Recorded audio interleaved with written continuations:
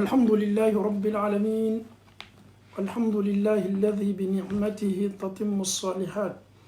الحمد لله والصلاة والسلام الأتمان الأكملان على رسول الله محمد صلى الله عليه وسلم رب اشرح لي صدري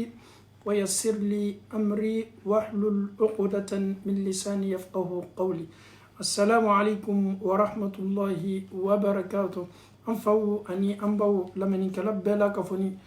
نيني ألو تعالى مسابا مساستي نيني أكما كم بلبلي مي القرآن مسا ألو تعالى بي أكمل كو كفو نيني أوي مسا ألو تعالى بي أن يرى كفو أن يرى كوني تشوكو من القرآن كنو ألو تعالى بي بنفنا كاكمل كدو فنا كفو أوي ملكا وكاتشا ألو تعالى بلو كسبة ملكا بنا كبارا ألو تعالى بنا ملكا دو كبارا دو كفو أني أبني فوني كالي فولي أبني قرآن سورة بلبل دامنا ني كالي أكاد دامفونا أكاد كالي لنيني جمعي أدام دوني جينا ويتاسي ألو تعالى كاليما كاليمي مكلا ألو تعالى بلو أنيا دون كافوكو ألو تعالى أبنا بانجلي كأنوي ka lankenemayali kɛ anw ye a ka masaya n'a ka kɔrɔta la munna jɔnw ye se taasi la ka kawandi ale alaw taala ka kaliw ma an faw ani an baw masa alaw taala ye mɛlɛkaw da a ye adamadenw da a ye jinɛw da nin bɛɛ la ka fɔ ni ye alaw taala ka danfe mɛ nin danfɛn kelen kelenna bɛɛ alaw taala kumana nin kelen kelenna bɛɛ ka alikuranɛ kɔnɔ bi ni alaw taala sɔnna amena ni sura belebele damna ni alaw taala ka kalli kam belebele damadama ye a ka danfɛnw danfɛn minnu na a bɛ fɔ o ma ko almalaika mɛlɛkaw a'udhu billahi minash shaitanir rajim an bɛ tanga ɲini alaw taala fɛ ka bɔ shaitana kurulabon shaitana dangatɔ tɔɔrɔya ma bismillahi ne ni aw kɛni bɛ ka ɲɔgɔn lamɛn ka nin kalan damina ni alaw taala tɔgɔ ye arrahman masa min ye duniya nɛɛma masa ye arrahim masa min yɛrɛ ye lahara nɛɛma kɛrɛkɛrɛni masa ye an faw ani an baw an y'an toloma lɔ kosɛbɛ nin kalili bɛna damina alaw taala ko wasɔfati sɔfa fazajirati zajra fattaliyati dhikra inna ilahakum lawahid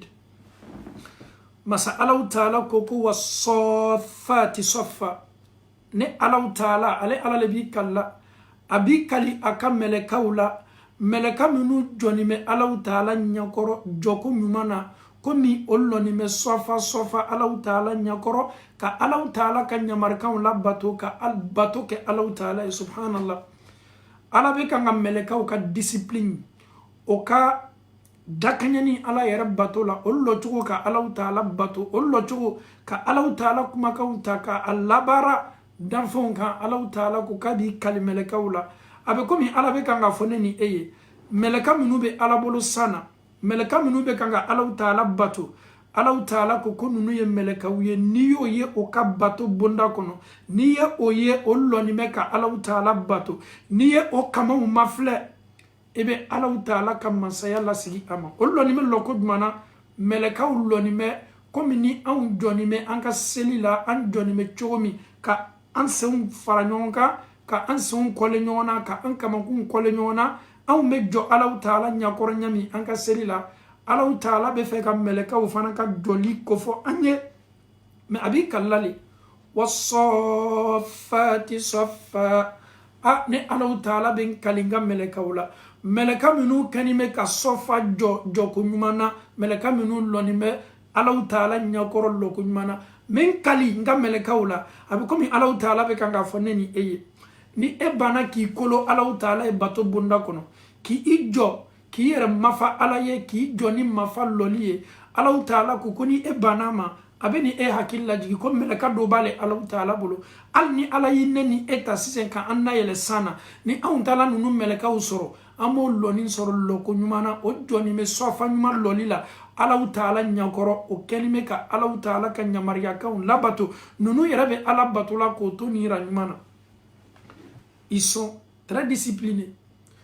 ils sont mashallah alaw taala ko n'aw ɲam'o la ne ala bɛ n kala aw le ɲakɔrɔ aw ye se taasi la mɛlɛkaw ka nima alakara sallallahu alaihi wasallam londo anaka sahaba tumetama dola kera ko sallallahu alaihi wasallam ko ala tasufuna kama tasufu almalaika inda rabbihim ako yalaw awti jo alaw taala nyakorowa awti lo ala nyakoro komi melekaw kanime ki illo ala nyakoro nyamima kera yani kuma kan fo aka sahaba wi sahaba ko ya rasulullah wa kayfa ya rasulullah melekaw bi lo alaw taala nyakoro jodi ala kera ko sallallahu alaihi wasallam yutimmuna as-sufufa al-mutaqaddima wa yatarassuna fi as-saf kum melekaw be illo alaw taala nyakoro obe sofa folo obi jijaka odafa ram premier mi mei ibo ye olon me ni ram folo la loko mana o kanime fana ka sere nyona ka gbere nyona ka daka nyona olon me alaw taala nyakoro chula o ko son ala kara ko sahabauma ko awye jo alaw taala nyakoro ko mi meleka olon me ala nyakoro nyami ni yere ala tanu belebele an ka loli an ka selila ni daka nyani loni an ka loli ni misalia beta meleka o fana ka loli le ma alaw taala nyakoro no be alaw taala bato no be alaw taala ka nyamariya labara o kawali kelingile nam bela ka fonina wasaffati saffa men kali meleka wula meleka minu loni me alaw taala nyakoro loko nyumana loko dafanina o ko soni alaw taala ka qur'ana sen man belebele mafle ame qur'ana ayauta kabankana ni dogore alaw taala ko lomi ale alaw taala nato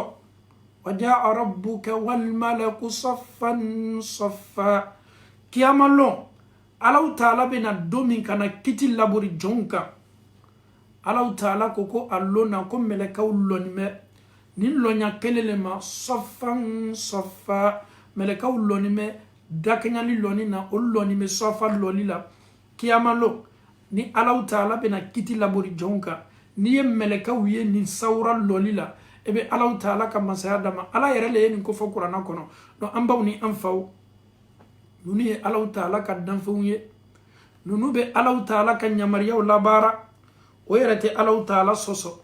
o ko son alaw taala ki kali meleka wala o kallo ko nyuma min kala ala nyakoro bato bonda kono komi ninneni e fana meseli amangere kolo alaw taala ibanye an kuma jigini me ka sujudu be yoro mafle ibanye an kinimbolo lanime an bolo maranka ibe anye an lobe kanka alaw taala kuma kan lamemi alqur'ana ni almami makala misiri mafani me bela ka foni makuni me ki itlo malo almami kalankana an lonime ni lonya minani ncho neni ekakanka waso ya an ka seli lonya an me lole komi meleka ufana me lo alaw taala nyakor chogomi sanfe lala lo slamaw an ka dina ni kadisa an ka loli ni men misalia ka bo meleka ufana ka loli chogoni nama wasaffati saffa ala ko min kali meleka ula meleka munu bi jo alaw taala nyakoro sofa joli la joli ko yere nyumana loli tafanina slamaw alaw taala bi kallanina abe ko min neni ni an sela kanin lonya mafleme si katala neni ebena nin lonyai kiyamalo wajaa rabbuka wal malaku saffan saffa kiyamalo neni ebaye sika fo itala ala koni yi kali ola ko kallonya kofo o dakanya ni me chogo minan lonya la me kiyamalo neni enya be sereya meleka o kallo ni nyuma mima ame ala taala dalika amfana mafanga selila kanka selu dakanya ka adafa ka ken loliko nyumana ala taala ni ala taala ka di ala mun wa ala anyi ala taala bi ni kali meleka groupe flanana nonu joni me joko nyumana ala taala abana wala kodi fazajirati zajra ala taala bana ka kali meleka wala meleka minu ni ala taala ye kabanogo ye munye ni awnye an kungorata ka sanfela mafle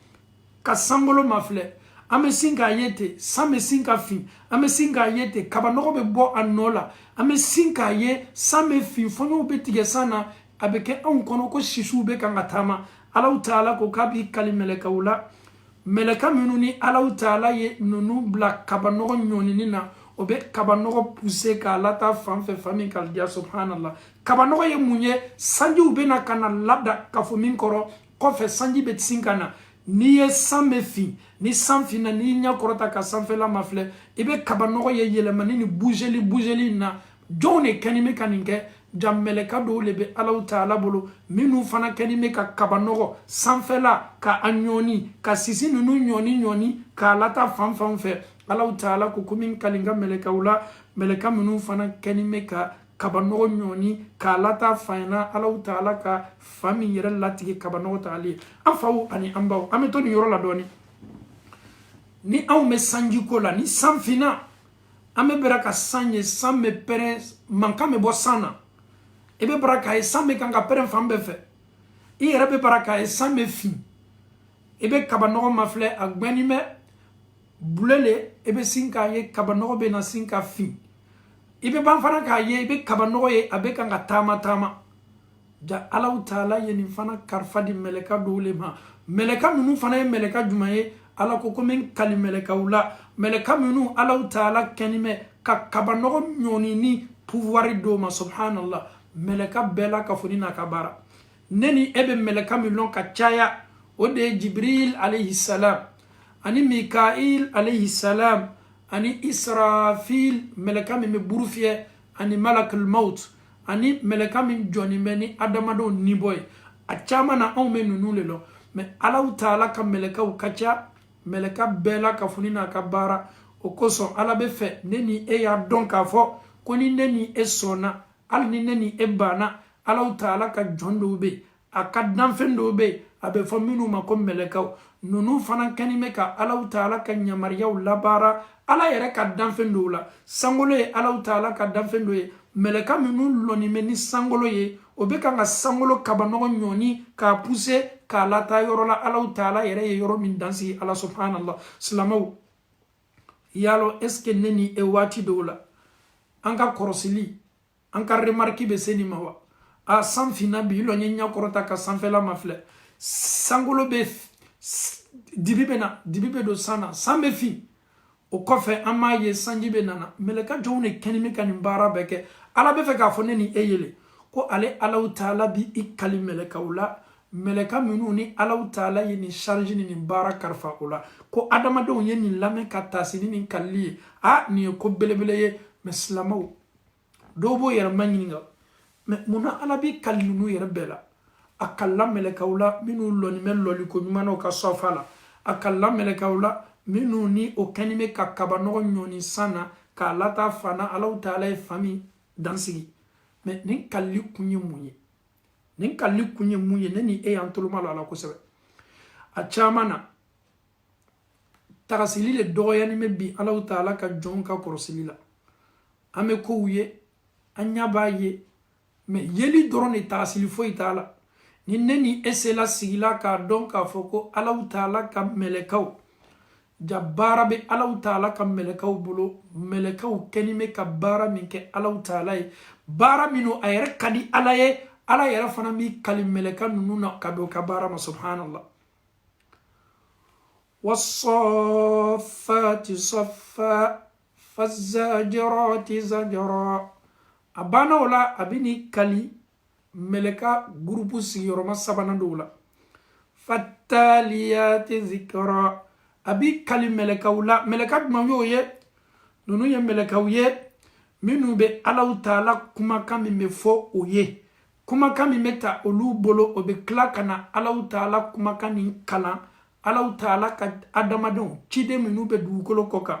o bɛ tila ka na Ala kumakan nin kalan cidenw ye misaliya bolo ma ni Jibrila ye kuma ta ka bɔ Alahu Taala fɛ yen a tɛ kɛ komi a bɛna kuma di Alakira ma nin cogo la a bɛna ka na Alakira kalan nin na le fattaliyati zikra Ala ko k'a b'i kali mɛlɛkaw la mɛlɛka minnu bɛ Alahu Taala kumakanw kalan nabi ɲumanw ye subhanallah an faw ni an baw n'i ma ɲininkala kira Muhammad sallallahu alaihi wasallam a ka kalanfan tun ye jɔn ye Alakira karamɔgɔ tun ye jɔn ye Alakira nɛɛma ni kisi b'a ye sallallahu alaihi wasallam a ka karamɔgɔ tun ye Jibrila le tun bɛ anw ka ciden kalan k'a kalan kuranna la Alahu Taala ye kuranna di Jibrila ma cogo min Jibrila tun b'a ta a bɔ Alahu Taala yɔrɔ nin cogo de la ka na Alakira kalan la ka a fɔ Alakira ye o kosɔn Alahu Taala ko ko fattaliyati min kali melekaw la minnu bɛ lakalili kɛ ka fɔli kɛ ka kalani kɛ ni Alahu Taala kofɔliw la jɔnw ye ciden belebelew ye meleka minnu bɛ Ala kumakan ta k'a kalan cidenw ye k'a di cidenw ma subhanallah.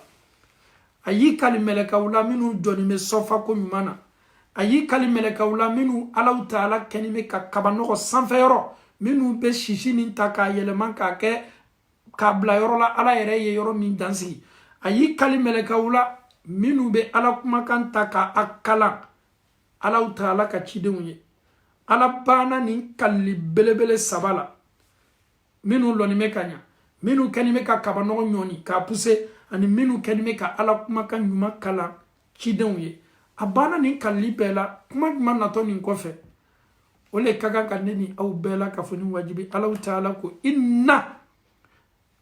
ne Alahu Taala kala aw ye dɛ tiɲa na ilahakum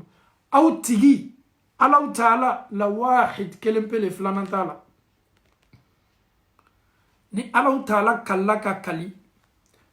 kɔfɛ kuma min natɔ Ala ye fɛ an ye taasi ka bɛn o de ma. Inna ilahakum aw y'a dɔn k'a fɔ ko aw ma aw tigi la wahid masa kelen pele filanan tɛ masa min na. Ala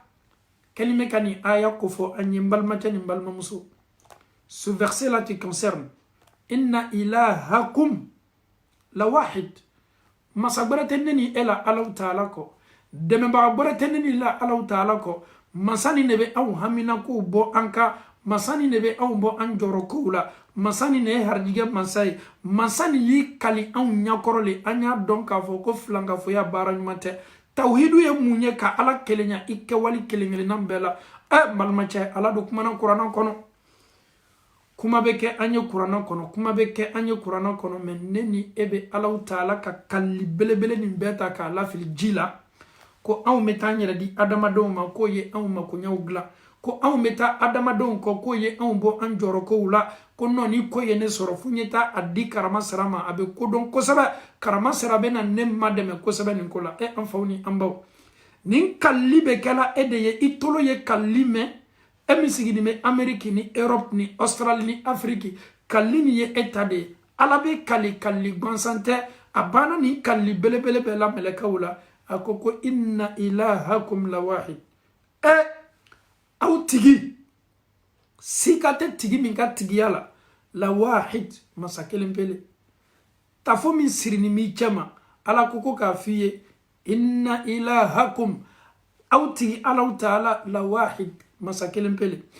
Min b'i ka portefeuille kɔnɔ ni i ka moriw y'a d'i ma Alahu Taala k'i ma inna ilahakum aw tigi Alahu Taala cɔ la wahid kelen pele. Min den dini ma ni y'a den i ka bona Alahu Taala k'i ma inna ilahakum aw tigi Alahu Taala la wahid kelen pele. Min yɛrɛ dili ma i kɛni bɛ ka a gulo i ka magasin kɔnɔ Alahu Taala k'i ma inna ilahakum aw tigi Alahu Taala la wahid masa kelen pele. Min yɛrɛ dili ma n'i kɛni bɛ k'i jigi sɛmɛ a kan ko nin de bɛ harijigɛ di ne ma, ni y'a bila n ka portefeuille kɔnɔ, nin de bɛ harijigɛ sama ka na ne ma. Alahu Taala ko n ye nin kalili belebele saba kɛ adamadenw ye, aw ye silan ka taasi ka ne Alahu Taala ka karama nin ka fonisereya lasigi ma. Nin bɛɛ kɔfɛ aw y'a dɔn k'a fɔ ko ni Alahu Taala ye masa kelen pe de ye. Kalili bɛ kɛla ka bɛn min ma o de ye ten.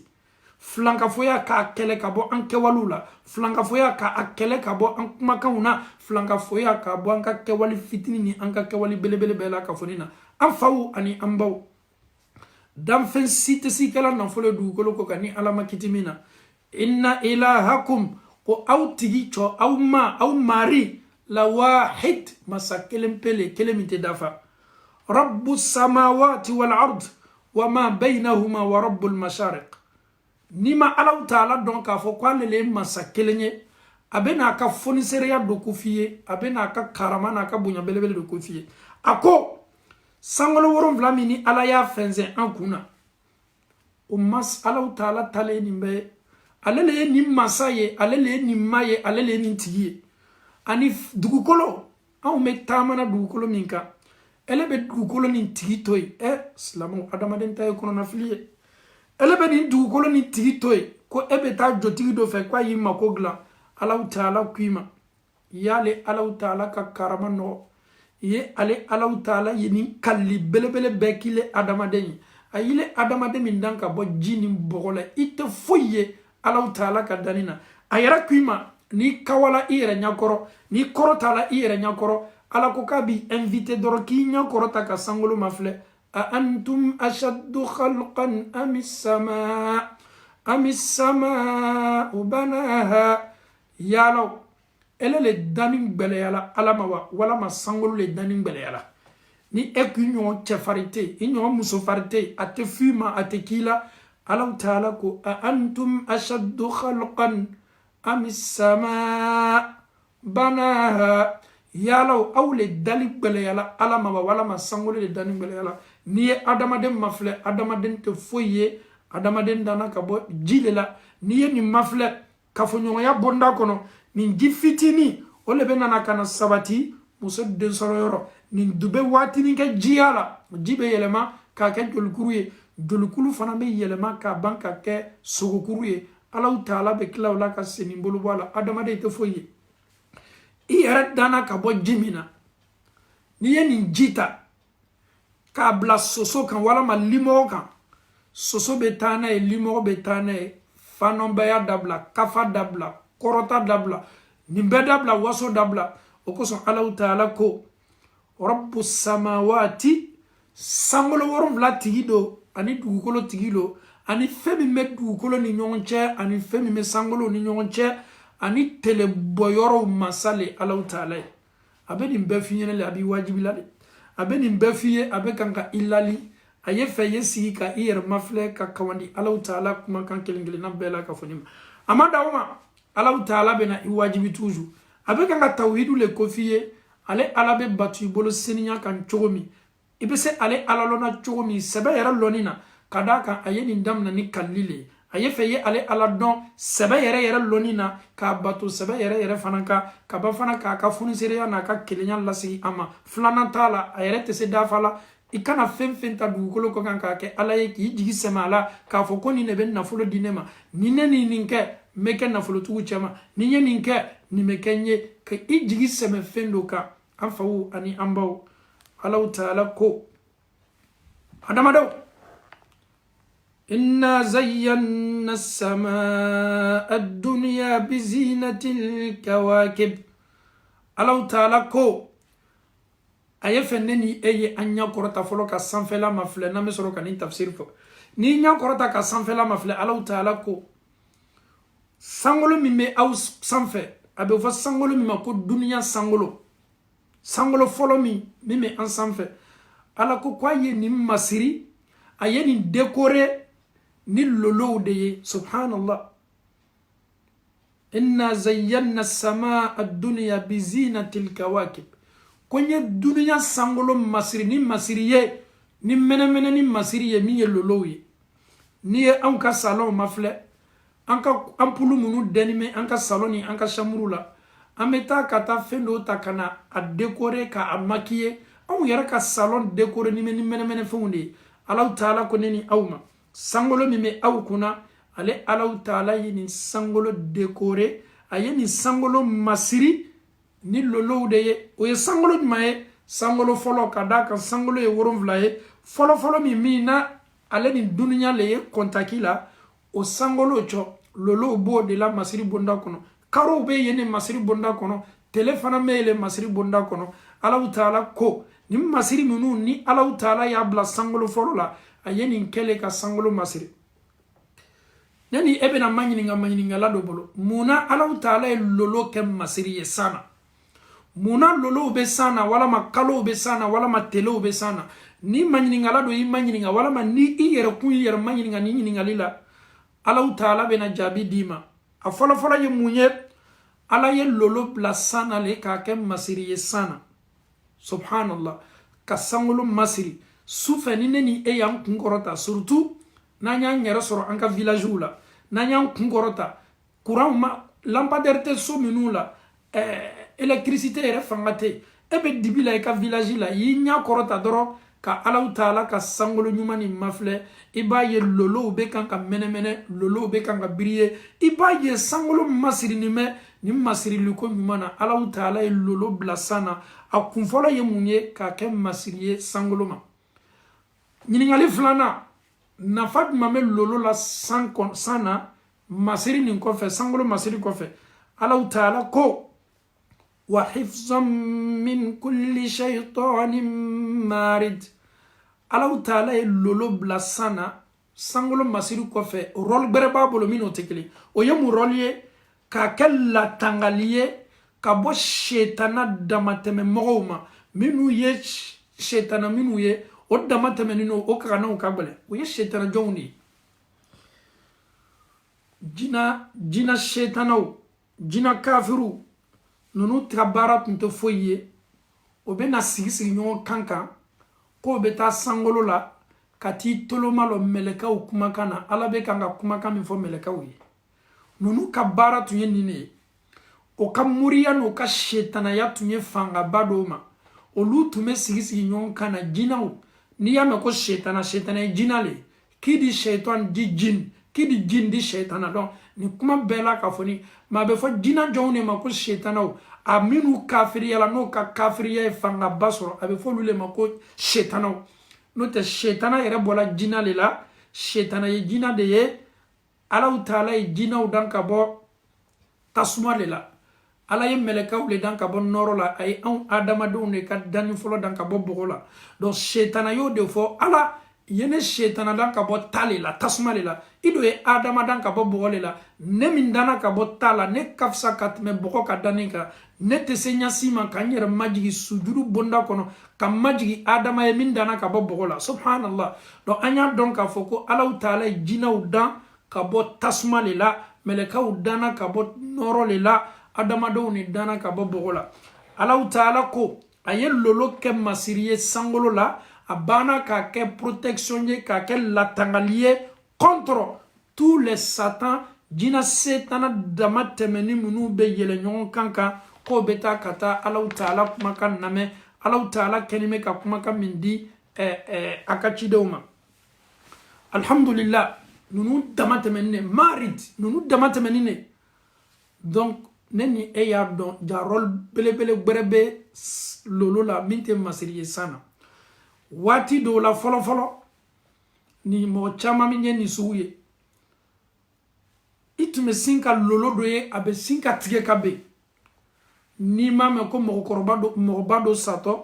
ko n'i ye nin kɛla waati ko so mɔgɔba dɔ le satɔ ni tun cɛ ka jan n'i ye lolo ye a sinna ka tigɛ ka ben Allahu taala kɛlen bɛ ka lolo kɛ ka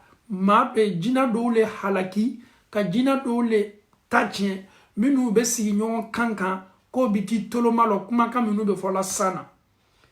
donc Allahu taala ye mun fɔ komi lolo fana kɛla halakili ye ka jina ninnu makɔnɔ ala bɛ nana ka na an jaabi a ko di la yasammauna ila al-mala'il a'la wa yuqzafuna min kulli janib nonu tɛ se tuguni ka i tuloma lɔ olu ka laɲini ye mun ye k'o bɛ taa san na ka taa i tuloma lɔ ko bɛ tɛmɛna san kɔnɔ olu tolo ye don a la olu tun bɛ o kumakanw ne ta ka na a labasan o ka shetana baaraw n'o ka jina baaraw ni jinajugu baaraw la ka kojugu kɛ donc ala taala ye lolow bila san na lolow le bɛna ninnu gbɛn n'a sela min ma a bɛ kɛ komi yo tulu le ta k'a sigi ta la tasuma bɛ tulu yɛlɛn cogo min ni lolo nin sela o ma a bɛ ninnu yɛlɛn o cogo de la donc ala taala ko la yasammauna ila al-mala'il a'la wa yuqzafuna min kulli janib o tɛ se ɲasi ma k'i tuloma lɔ kumakan min bɛ tɛmɛna mɛlɛkɛw ni ɲɔgɔn cɛ san na ala taala ko wa yuqzafuna min kulli janib ninnu bɛ bɔn fan bɛɛ la ka fɔ ni fɛ ni lolo nin ye n'o y'o kunna bɔ fan lolo nin bɛ na ka o bɔn ka o bali nin ma a b'o halaki k'o ta bɛ tiɲɛ donc o ka laɲini tɛ se dafa la donc ne ni e y'a bila n kunna ni an ye lolo ye ko lolo tigɛla ka bɔ san na a bɛ benna a dɔn k'a fɔ ko hali sini nin jina setana dɔw bɛ yen olu ka laɲini n'o ka miiriya ye mun ye ko mi metemena san kono ko lubeti tolomalo melekaw ka mondi mi mesana ko lubi tolomalo o la kuma ka mi me fola melekaw ni nyonche alhamdulillahi rabbil alamin Allah ta'ala ko walahum adabun wasib lolo min keto bena nunu kan nunu halaki a halaki tena dan dunya made Allah ta'ala ko jangata belala nunu kan wasib jangata min continue to akote tigere ka fokondo halakila ka banka bana jangata ni me continue nunu kan fo kata se kiyama ma subhanallah lolo ka halakili mi me labor la nunu ka abena abo tachien afanate dan tachien o made continuité le o betoni halaki bonda kono fo kata se o yere jahannama kono am fawo ani ambaw lolo ye kubaye Allah ta'ala ka masiri nyuma wala ay min den sana ala karako sallallahu alaihi wasallam an-nujumu amanatun lis-samaa kol lolo minu danime sana lolo minu ye masiri ye sana sangolo folola kerako kol lolo ye garanti belebele ye sangolo la lolo ye tomasere baye sangolo la lolo ye ko baye sangolo la o koro ye di lutigi nafaka bo chogo mina ka demba ya kuna ni lutigi bana tagala a ko baw be labori kera ko ni lolo bana bola sana watini ni sangolo la kolonyala lolo la ko ala bena nyamariyali labori dugukolo sangolo ka ayemi la yuruta o koro ye di ni dunya laban sela Allah ta'ala ko wa idha nujumun kadarat lolo nunu be sana nunu bebe burumburu o bebe pe kabo sana dal lolo tu garanti bay sana me dunya laba lolo mi mene na al lolo kelen fana me ke jangata e jina shetana uma ala ko londo nato lolo ni bebe na ben kabo sana a bebe labe du ko koka kera ko no bana kala watimi ko Allah ta'ala bena laburli ke sangolo ka ay watimi la yuruta sangolo ko koroye di إذا السماء انشقت الله تعالى كلومي واتمي سانغولو بنا تشيكا برمبرين افامبه لا كفوني مونا سانغولو تي برمبرين parce que lolo buruna ka bosana lolo foite sana lolo doronte buru ka bosana de ali tele minu fana me sangolo la ala ye tele minu ke masiriye sana Allah ta'ala ko idha shamsu kuwirat tumana mina ala bena telefona norom nala ka ba telefona norobe nala ka ba telefona norobe nala ka ba e sika tola sika yere tola o fana me ka domi nunu fana mena segi kata Allah ta'ala ma ya salam tele bena segi kata Allah ta'ala ma ka banka sujudu be Allah ta'ala ye ala ba fo tele ma ikuna wuli tele be akuna wuli ala ba fo kwa ye segi kana ka bara damna telebe segi ka bara udamna abe klatuguni ka segi kata Allah ta'ala ba fa ya kuna wuli aye segi kana ka telela boke abe bantuguni abe ta Allah ta'ala ma telebe toni bara lela fo Allah ta'ala ba fo tlema tle ye bodamna telebe yoro ki inyasin damna telebo yoro ikana botuguni telebo yoro de ini boli ka kan telebe yoro le a no bana kela kaba emin tuma yelema emin tuma tubi emin tumi yere lasegi emin tumi ma ya fadali ni ala ye nyamariya di telema domi ko tele ye bot telebe yoro ki nyasin telebo yoro ma no bana kela kasoro mo min tuma limaniya mo min tuma yelema mo min tume ke wali do kana ma bo ke wali ka a tubi ponda be datu oloni lolo buruna ka bo sana tele noro umnana ka bo ala Allah ta'ala yarko wa idhal jibalu suyirat kur belebele munu fana kanime ka dugukolo sabati komi pointi ala ko kuruni fana mena tama ka bo dugukolo koka kuruni meto tamana ebe kuruye abe mugumugu ka ke komi koroni fu abebe ta fonyola abebe ke gbangbanye kata Allah ta'ala ko allo jatige belebele lo adamado bigan sagaw mishiw baw waraw samaw woronu fenfeme tukono fe nunu be sla ɲɔgɔn ye minnu be jikɔrɔ bamaw n'a ɲɔgɔnnaw Allah ta'ala ko wa idhal wuhushu hushirat nunu tu kono fun bebe nana kana illa ka fu gbekene kelen kan ka be aslanyama niye ni fo abe wara haklima jara mimme kongo so tom na ko domu wara mimme fen tom na ko kankarika asori mbala bo ko mna alona jara be fem nana ka dum alon saminu be tu kono no be les serpents alona samaw ni éléphant ni bichou alona bishi nunu be bori waraw ni jaraw nye Allah ta'ala ko nunu be na kana iyere ye kene kelen kan alon a beslani me nyonye muna kadaka dunya laba min ko fola ni dugukolo yere dam nana tele norom nana ka boala nunu fana beslan komi an adamadon beslan chogmi alona abe komi wara ni jara ye bori kana ayere karfa adamadena adamaden do niya ye ele yera tu meslan feminye slan ya min lanana o kabo ko islam jara ni waranye min fana kabako kabona beyini aya kono Allah ta'ala ko wa idha al-isharu uttilat wa idha al-isharu uttilat wa idha al-isharu uttilat alona nafolotigu konti batigu minu ka kontu fanime utilat ayetole ka to makotina kelala wa idha al-isharu folo arabu fe o kan nafolo kuntu nyo kan nyomewde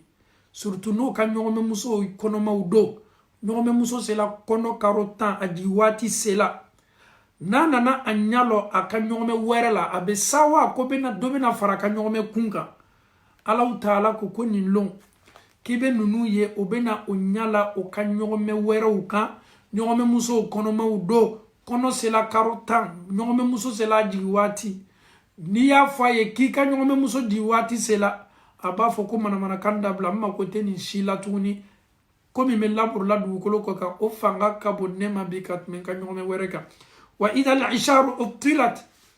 eni metbabula ni ikanime kan nafolo épargner ka ablay ka kontila yahsabu anna malahu akhlada emin kanime ka jigi i hakilila kuyen nafolo min soro kon nafolo ni yerabena ebali sayama ke ebena to dunya nale kudai Allah ta'ala kuima wailun likulli humazatin lumada alladhi jama'a malan wa addada minu yen nafolo fara nyonka ka konte bo ka calculatrice bobol wati be no be telephone na o be nafolo le calculer la ni ne fara lanka nafolo kan ni don ni na be ken mbeko ya fa be ken mbeko afawni ambaw Allah ta'ala ko nunu kenime ka bon ni lolo ka boniye fam bela ka foni fe Allah ta'ala koni duhuran ni yegbaniye duhuran ni yegbaniye nunu ye minu sigila nyon kankan ko beta Allah ta'ala kuma kan name no kanime ka boni lole ye fam bela ka foni fe duhuran koni yegbaniye kabo Allah ta'ala yoro na ka lolo ka laburliye nunu ka wala hum adhabun wasid Allah ta'ala ko jangata be nunu ye ka damna lomi ni lolo sela o mako halaki fo kata se Allah ta'ala e lomi fo ni konte boli keto ni chieni kela doto jahannama kono ko nunu ka jangata wasid atina tigela a continue tole anfaw ani ambaw awye Allah ta'ala makam belebele do lame ala ko di illa man khatifa al khatfata ne nunu tun sigila nyon kanka anya la mede ni o do tolo tun do la meleka do kuma kan fitinin do la na tunyo kuma morso do ta kabo meleka o kuma kana fa atba'ahu ala ta'ala fana me abeni kuma ta yoromi afana me sinka ala ta'ala be muntugola shihabun thaqib Allah ta'ala be lolo kalamando keka agben kuma min tato ale bolo akana Allah se jina shaytana gbarema o fana kana tase ala jina ma nale kuma morso dota ale ka lamenina aba mena yoro mina tasuma le fana tuguto ale ko k'ale halaki k'a mɛn ko n ye min mɛn ko n b'a lakali tasuma le ma layika subhanallah k'a yira an na k'a fɔ is impossible ka mɛlɛkɛw kumakan ta hali ni o porokotola ka kuma mɔrɔso min ta jinɛw le ha n'o ye mɛlɛkɛw kumakan min ta ale b'a fitinin min sɔrɔla a ye a mɛn walama a ye ba mɛn n'a ko k'a b'o ta ka sin ka jigin ale bɛ mun bɛ ale kunbɛn shihabun i bɛ tasuma le natɔ y'a kama tasuma jumɛn Allahu Taala ko a b'a a gbɛn ni tasuma ye a lolo bɛ n'a kama min ni kalaya ni tasuma bɛ na kana a mako sa thaqibun ka a halaki ka a ta tiɲɛ pewu k'a mɛn ko n bɛ mɛlɛkɛw kumakan lamɛnna k'a lakali i ka to kuma mɔrɔso fitinin min ta la illa man ko fɔ mɛlɛka min ye parti fitinin sɔrɔ mɛlɛkɛw ka lamɛnni na n'a ko k'a fana b'a lakali a ta mɔgɔ ye ale t'o tan sɔrɔ Allahu Taala bɛ a halaki ni mun ye ni tasuma ka gbɛnni ye ha lolo ni a ka jugu dɛ an bɛ Allahu Taala dali k'a faamuyali ko ɲuman di an bɛɛ la ka fɔ ma Allahu Taala bolo Ala m'o kɛla an faw ani an baw Ala ko Muhamadu ma sallallahu alayhi wa sallama fastaftihim Muhamadu nunu kafiru ma ɲininka minnu kɛni bɛ ka kiyama ko mina k'a kɛ sɔsɔli ye o yɛrɛ lanin t'a la Ala ko Muhamadu o ma ɲininka kunnafoni na a fɔ ye kibaruya f'i ye a fɔ ye kunnafoni d'i ma ahum ashaddu khalqan amman khalaqana a bɛ nunu le kɔnɔ nunu kafiru minnu lanin tɛ saka kunu na minnu ko ni an sala a banna Ala ko nin tɛ tiɲɛ ye kiyama ko nin tɛ tiɲɛ ye arijinɛ ko tɛ tiɲɛ ye kuma tɛ jahanama ma Ala ko Muhamadu nunu ma ɲininka o ko yalaw nunu dani ne gbɛlɛyala ne Allahu Taala ma wa ka tɛmɛ sankolo dani kan walama sankolo dani ne gbɛlɛyala ka tɛmɛ nunu dani kan o n'o ka kawa n'o ka yɛrɛlabaya n'o ka waso ani o lanime o yɛrɛ la o lanime o ka kafiriya la o ma ɲininka olu min ye adamaden ye ne Allahu Taala le y'o da ne Ala le ye sankolo fana da o ma ɲininka olu ka dani ne fanga warala ne Ala ma wa walama sankolo le ka dani fanga ka bɔ Allahu Taala bena nunu jaabi Ala ko di inna khalaqnahum Muhammadu nunu kafiru ani maa minnu banime bi nin bɛ aya bɛ kafiri bɛɛ ta inna khalaqnahum Ala ko ne Allahu Taala ka nunu dan min tinin ne y'o dan ka bɔ bɔgɔ le la lazib bɔgɔ min labasana ji la n'i ye i bolo don a la i b'a ye fanga foyi t'a la n'i y'i bolo don a la i bolo bɛ sin ka kɔle ɲɔgɔn na dɔɔni dɔɔni i b'a fɔ ko otokolan Ala ko adamaden fanɔbaw yɛrɛlabaw aw minnu lanin tɛ saka kunu na wulili la saya kɔ aw le dani gbɛlɛyala ne ma wa walama sankolo le dani gbɛlɛyala aw ma lɔn k'a fɔ ko ne Allahu Taala ka aw lu yɛrɛ dan ka bɔ bɔgɔ le la wa bɔgɔ min labasani tun bɛ ji la fanga foyi t'a la n'i y'i bolo don a la ka i bolo fila nɔrɔ ɲɔgɔn na ka a bɔ ɲɔgɔn na i b'a ye a bɛ kɔle i bolo la dɔɔni dɔɔni i danna ka bɔ le la k'i sugu fɔ i yɛrɛ ye i bɛnba an bɛ danna Allahu Taala bolo a ye an bɛɛ la k'a fɔ ni nasulu bɔ cɛ min na min ye Adama ye Allahu Taala ye anw fa Adama da nin danni de la subhanallah Allahu Taala ko Muhammadu bal ajibita wa yaskharun Muhammadu nunu ye ne Ala kumakan mina ka kɛ nkalon ye a kɛla i ma ko makabaninba ye nin do i kabakoya sa wa yaskharun nunu kɛni bɛ ka ne Allahu Taala ka bɔrɔbɔ kɛ ka Allahu Taala ka diina nin sabote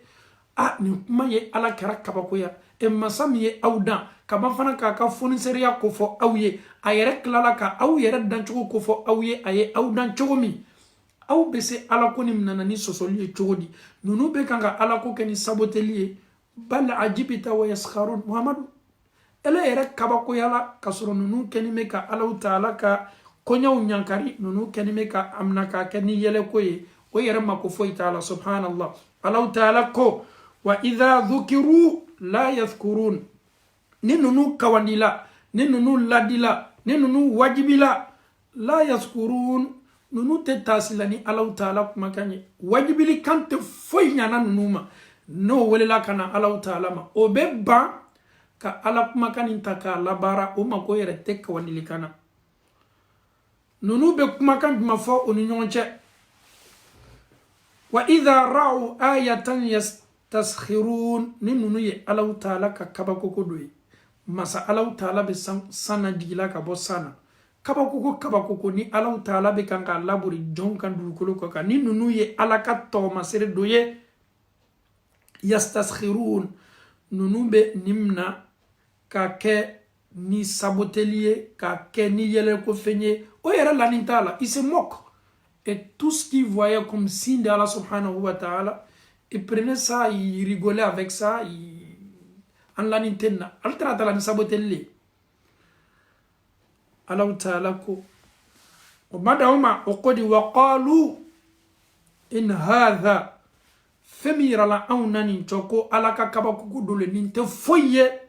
illa sihrun mubin. Muhammadun nana nini jina moriya ko nini mori bananiya ko ye kana an tromper ka an bon an hakili kan ayra gbale la dogonin te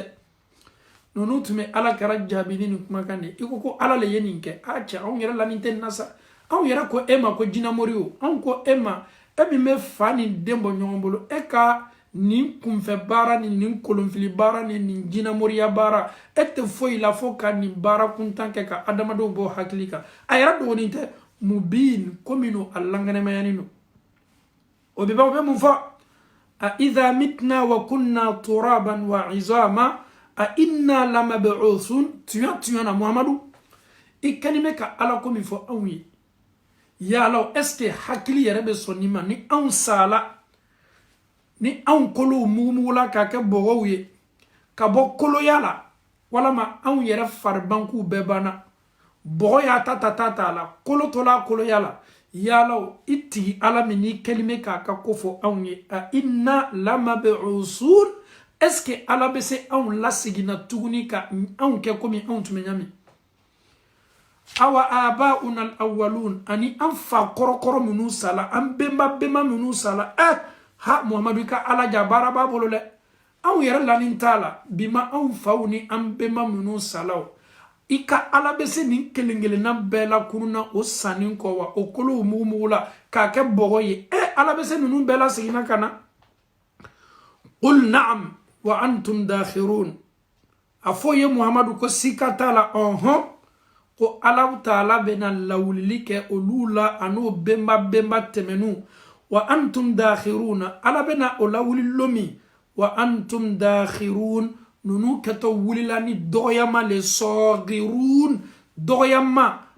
kuma jigini kuma suru le keto oka komi awlanin tala me lomi ala keto awla kununa aw kuni mena kununi doyama la kununu ne kadaka aw jotena kala wulilila komi aw ya nyankaro aw ko katina kala me na kunin kala sika yere tala ala taala ko afoye ko tuya na sika tala a keto mena kala lomi ni la kununi me kala kabo kaburu kono aw bena kunu kasoro aw kun suluni nodo aw majigini nedo kuma suru lebu doyama obeye auta de ado fa inma hiya zajratun wahida Muhammad afoyo nunu yere kenime ka kuma mimna ka sosoliyo nunu malon ka fo ko ni ko bela ka fo ni me ala taala ka perenkan kelembele bolo afoye ol kenime ka lomimna ka sosolibai afoye ko Allah taala ka meleka dobe abe fama ko Israfil kabini Allah taala ye Israfilu da buru min kakan ka fiabolo buru be abolo afana me alaka dien makono na ala ye dien dama ka autorisation dama ay buru fie na ka buru fie nunu bebe sa ala be fa ka foye lo fa inma hiya zajratun wahida aw be solika la komi yere bolo perenkan kelebebe aw yere betunu ga badu golo ko ka subhanallah fa idha hum yanzurun ni perenkan nana kana nunu beka karfa umna la besala nunu keto barala o yere la fanjuma o keto o yere yela yanzurun o keto yere yela ala taala ka kiti keneleka o kenime ka o yere mafle ani kabako baye antu malala ngabeke ja burfia min kelani ni an befa an yere be bar an yere la yorodma an sela ala taala ka kiti keneka amarana an kun jotina kala parce que an tulanin tala anya ko ke galoni an ko ni an sala ka an kolo mugu ala tɛ se anw na sigi la ja nin konya bɛɛ la ka fɔ ni bɛ pɛrɛnkan mankan kelen pe le ma kɔnɔna ni mankan nin kɛla nunu bɛɛ la ka fɔ ni b'o yɛrɛ ye yɔrɔ juma o b'o yɛrɛ ye o jɔnin bɛ o bɛ kan ka ɲɔgɔn mafilɛ kiyama kɛnɛ ka fa idha hum yanzurun nunu yɛrɛ bɛɛ bɛ mafilɛli kɛ n'o ko yɛrɛ ye nin kɛnɛ kan o bɛ ɲɔgɔn mafilɛ o bɛ ɲɔgɔn mafilɛ a tola mun ma a tola Allahu Ta'ala tama wa qalu ya waylana hada yawmuddin ibo kuma kama ya waylana anw ka bɔnɔ ni anw ka taciyɛ ni anw ka halaki anw do taciyɛna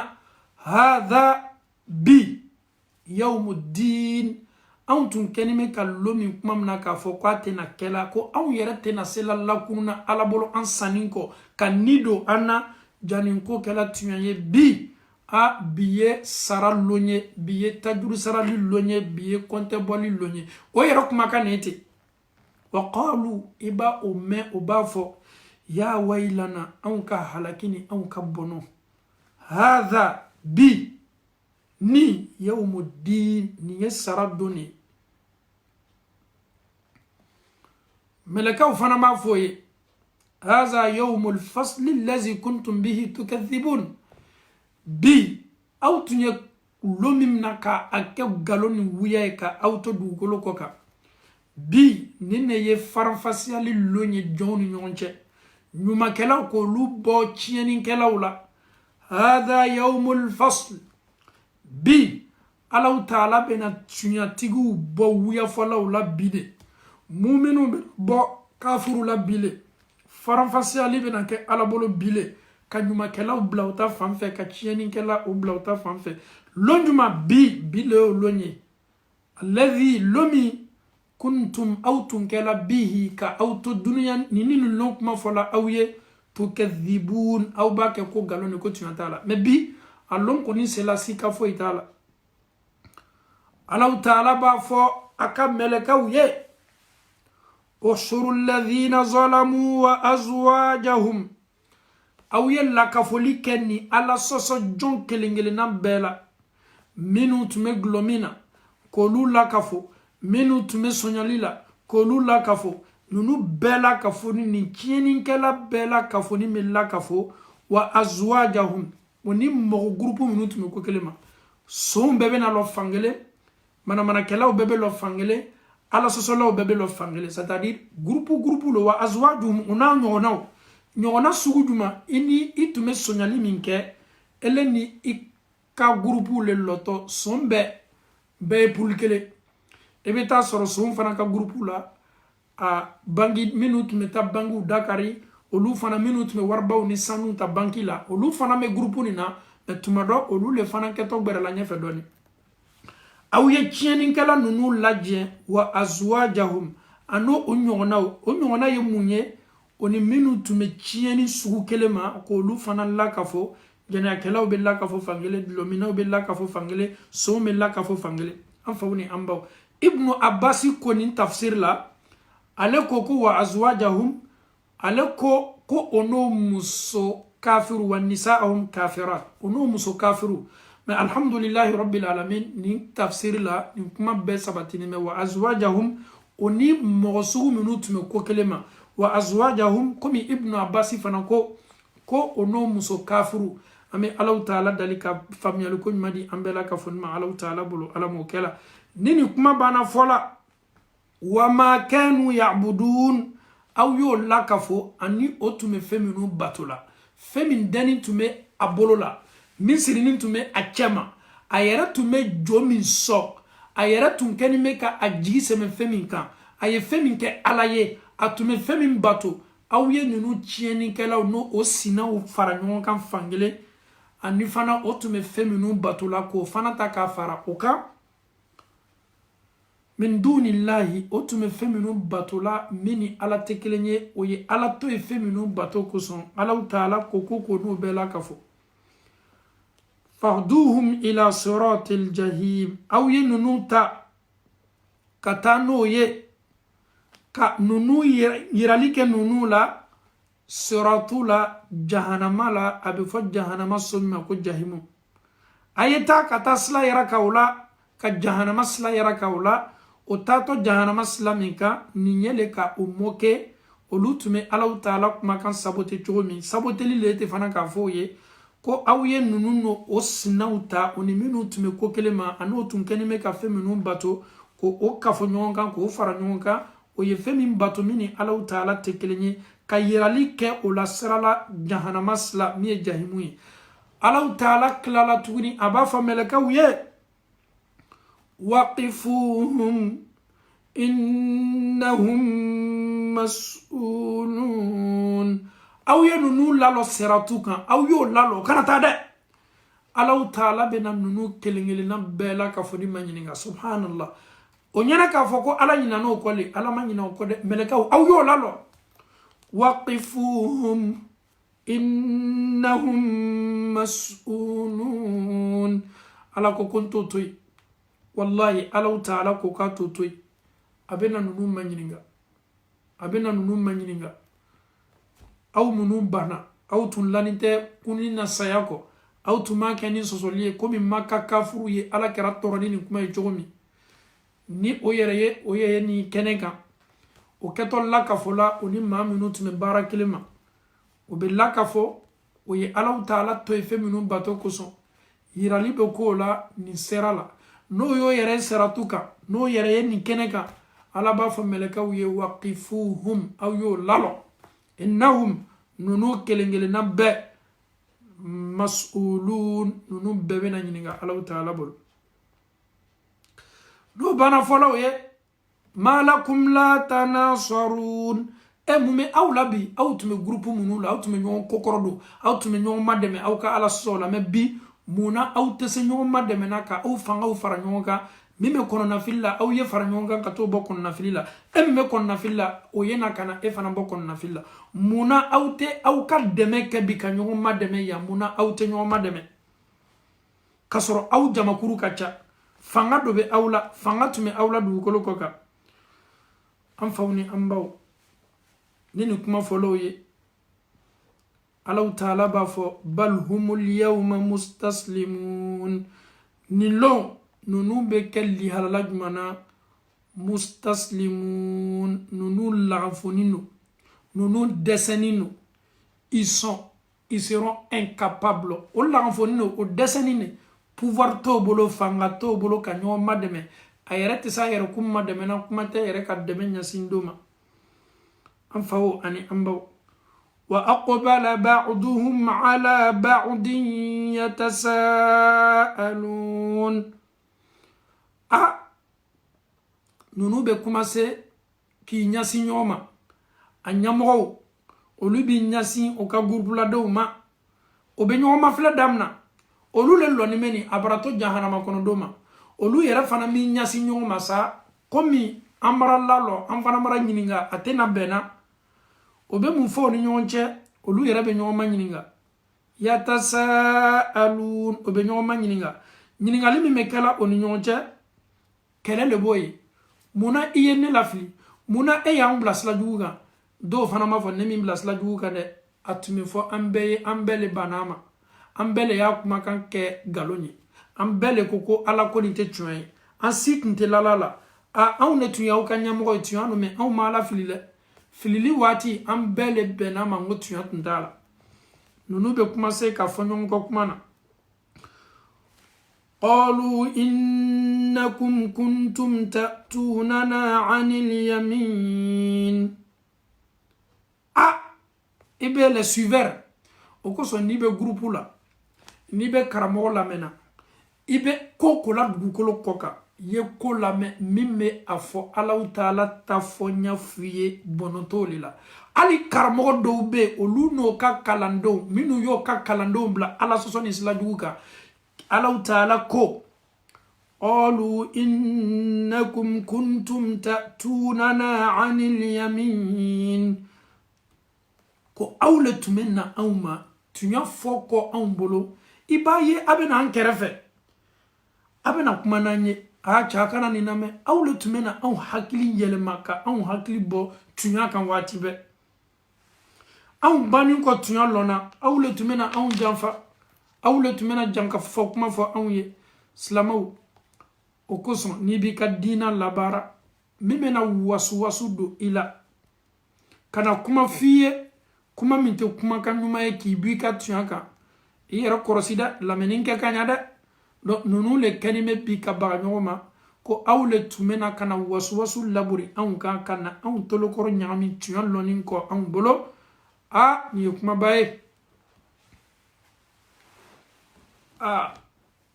قالوا بل لم تكونوا مؤمنين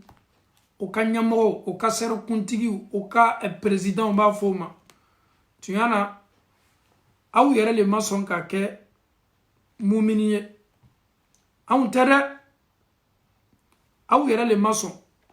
لمن يفولان بيو لم تكونوا مؤمنين او يسين تيانا سامبي سون تياما او يرى لي تولا نينكو او دسكم بالي نيما وما كان لنا عليكم من سلطان pouvoir tunte an bolo ka aw balili man nyama he ala abrato kelema groupe to kelen ko nu nyamo le yo lafli ko nyamo le waswasu laburu ko ka limaniya tumo bolo me onnana ko ka limaniya tien ka bobolo nyamo ko ante so ma de aw yara le mason ka limaniya